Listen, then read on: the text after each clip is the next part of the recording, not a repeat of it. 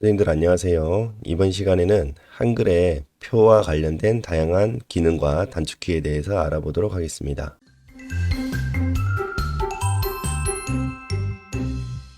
설명을 위해서 표를 만들어 보도록 하겠습니다. 표를 만드는 방법은 상단 리본 메뉴에 표를 이용해서 만들 수도 있지만 저는 단축키를 통해서 실행해 보도록 하겠습니다. 무언가를 새로운 것을 만들 때는 컨트롤 키를 누른 상태에서 New를 뜻하는 N과 테이블, 표를 뜻하는 T를 누르면 만들 수 있습니다.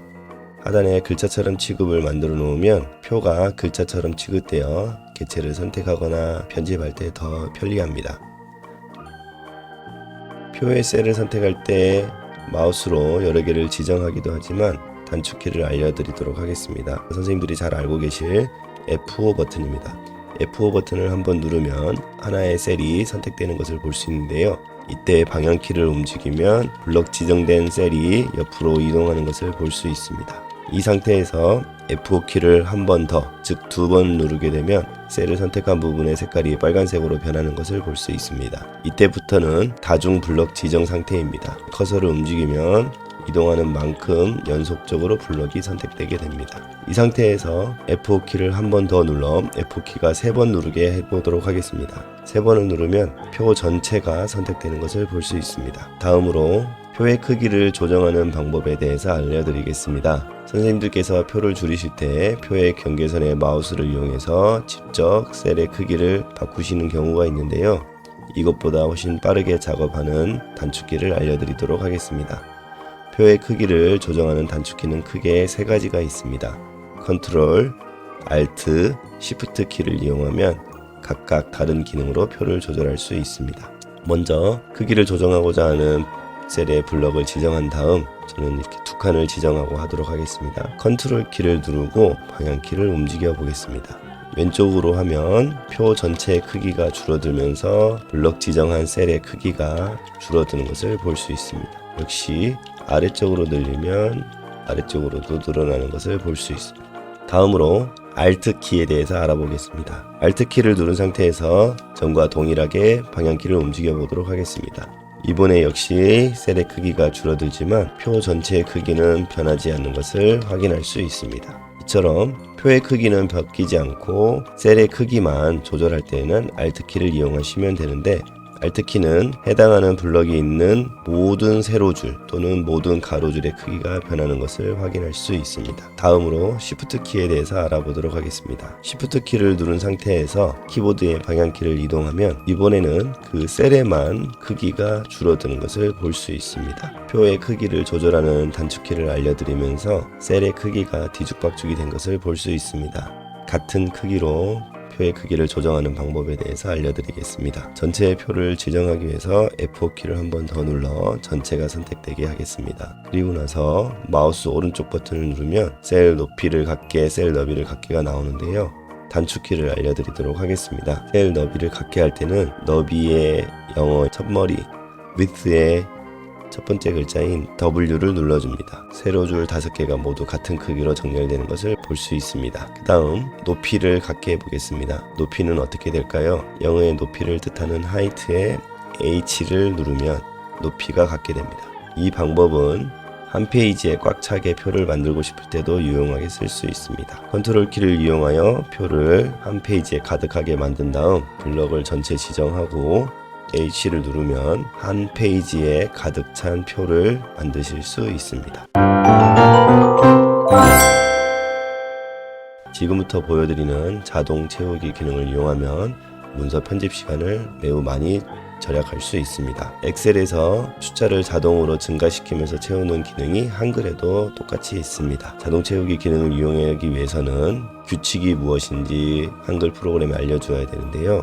예를 들어 학생 명령표를 만들기 위해서 숫자 1과 2를 입력하고 해당 두 셀이 포함되게끔 블럭을 지정합니다. 그리고 나서 자동을 뜻하는 오토의 A 버튼만 누르면 숫자가 자동으로 채워집니다. 이 자동 채우기는 일씩 증가하는 연속된 숫자뿐만 아니라 10, 20을 지정하고 블럭을 지정하면 10씩 증가하는 규칙을 적용하여 100까지 증가할 수도 있습니다. 숫자뿐만 아니라 영어 A, B를 적고 자동 채우기를 하면 제2까지 증가하는 것을 볼 수 있습니다. 한글도 마찬가지입니다. 가나다라도 증가하는데요. 이번에는 중간부터 해보도록 하겠습니다.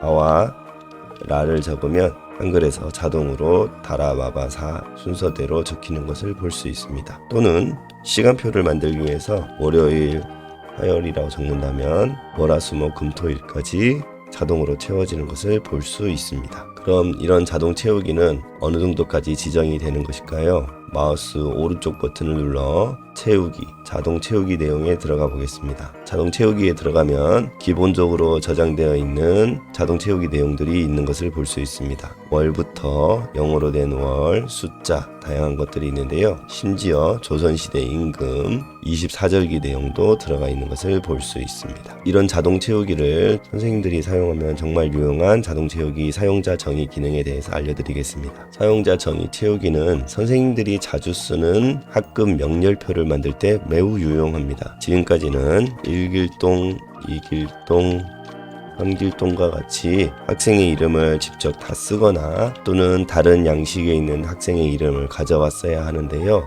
서식이 달라 다시 수정을 하거나 매번 다른 파일을 열어야 되는 불편함이 있었습니다. 사용자 정의 자동 채우기를 만드는 방법은 셀에서 마우스 오른쪽을 누르고 채우기, 자동 채우기 내용으로 갑니다. 사용자 정의 탭으로 가서 새로운 사용자 정의를 만들도록 하겠습니다. 오른쪽에 제목을 입력을 합니다. 학생 이름이라고 입력하고 해당하는 자동 채우기 내용을 순서대로 입력하면 됩니다. 1길동, 2길동.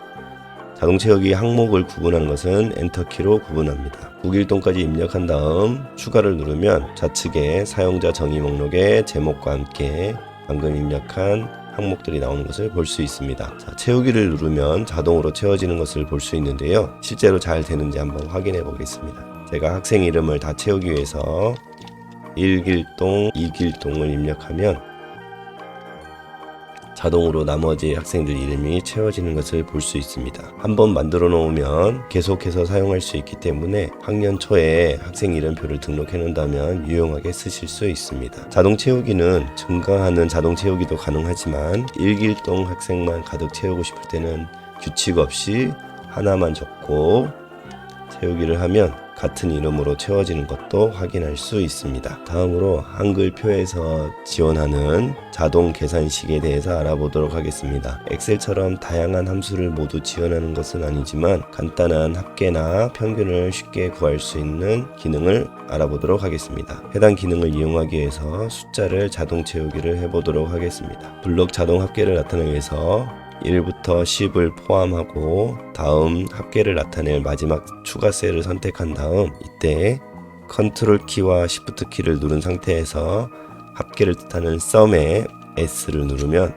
1부터 10까지의 합계가 구해지는 것을 볼 수 있습니다. 이번에는 평균을 구해 보도록 하겠습니다. 역시 숫자 1부터 구하려는 10까지 그리고 추가로 셀 하나를 더 선택한 다음 이때 역시 컨트롤 키와 시프트 키를 누른 상태에서 평균의 영어인 에버리지의 A를 누르면 5.5로 평균을 구해지는 것을 볼 수 있습니다. 이어서 선생님들이 표를 편집하다가 셀 칸을 추가해야 되는 경우가 있을 때 대부분 마우스 오른쪽을 눌러 줄 칸 추가하기를 눌러 해당하는 위치를 누를 텐데요. 아래쪽에 추가되는 칸을 만들기 위해서는 단축키를 알고 있으면 매우 유용합니다. 지금 합계와 평균이 있는 이 부분에 무슨 뜻인지 나타내기 위해서 10과 이 계산식 가운데 표를 하나 만들 텐데요. 10 밑에 추가할 거기 때문에 10에다가 커서를 놔두고 컨트롤 키를 누른 상태에서 엔터 키를 한번 누르도록 하겠습니다. 그러면 자동으로 한 줄이 추가되는 것을 볼 수 있습니다. 합계라고 쓰면 금방 작업할 수 있겠죠. 여러 개의 셀을 추가할 때도 엔터 키를 여러 번 누르면 엔터 키를 누른 횟수만큼 추가할 수 있기 때문에 매우 빠르게 편집을 할 수 있습니다. 다음으로 선생님들이 문서 편집을 할 때 많이 겪는 불편한 점을 안내 드리도록 하겠습니다.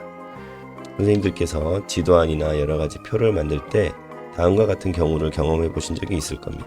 예를 들어 가, 나, 다, 라, 마와 같이 왼쪽 칸에 내용을 입력한 다음 오른쪽에 그거에 해당한 주의점을 입력할 때입니다. 선생님들이 알아보기 편하게 저는 보기에 문단 부호를 넣을 텐데요. 여기에 가에 해당하는 유의점을 넣기 위해서 가 다시 유의점이라고 입력하는데 서로 줄이 맞지 않아서 이것을 위로 올리기 위해서 엔터를 눌려서 올린 경험이 있으실 겁니다. F5를 3번 눌러 표를 전체 선택하고요. 마우스 오른쪽 버튼을 누르고 표 셀 속성으로 들어가도 되지만 속성을 뜻하는 영어 단어의 프로퍼티스의 첫 단어인 P를 누르면 표 셀 속성에 빠르게 들어갈 수 있습니다. 여기서 마지막 셀 탭에 가서 세로 정렬에 기본적으로 가운데로 설정되어 있는데요. 위로 바꾸면 모든 글자들이 위에서부터 적히는 것을 볼 수 있습니다. 이제 가 유의점을 적기 위해서 억지로 엔터키로 밀어 올릴 필요 없이 위에서부터 줄을 맞추면 편하게 사용하실 수 있습니다. 한글표의 다양한 기능에 대해서 배워보았습니다. 자동 채우기, 컨트롤 엔터, 세로 정렬과 같은 내용은 잘 알려지지 않았지만 알아두면 편집을 매우 빠르게 할 수 있으니 꼭 익혀두시길 바랍니다.